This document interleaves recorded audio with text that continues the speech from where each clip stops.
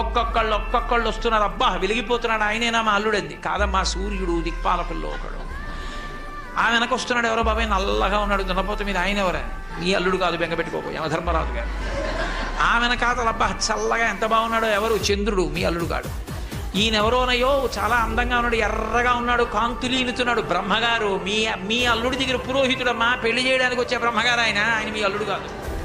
ఓ అలాగా, ఇతనెవరో నీలమేఘశ్యాముడు, చాలా అందంగా ఉన్నాడు, శాంతాకారం భుజగచైనం పద్మనాభం సురీశం. అమ్మా, ఆయనకి మీ అల్లుడికి భేదం చెప్పకూడదు, కానీ ప్రస్తుత మీ అల్లుడు కాడు. ఆయన వెళ్ళిపోయాడు, ప్రదోష వేళ అయిపోయింది, రాడు. వెడుతూనే ఉంది ఊరేగింపు, వస్తున్నారు మగపెళ్లివారు. అలా ఆఖరికి ఒక ఆయన వచ్చాడు, చుట్టూ భూతప్రేత పిశాచాలున్నాయి, ప్రమదగణాలున్నాయి, మధ్యలో దిగంబరంగా తాండవం చేస్తూ వస్తున్నాడు. అడగలేదు మేనకాదేవి ఆయన అల్లుడా అని. నారదుడే చెప్పాడు, ఆయనే మీ అల్లుడమ్మా అని మెట్లు దిగి వెళ్ళిపోయాడు.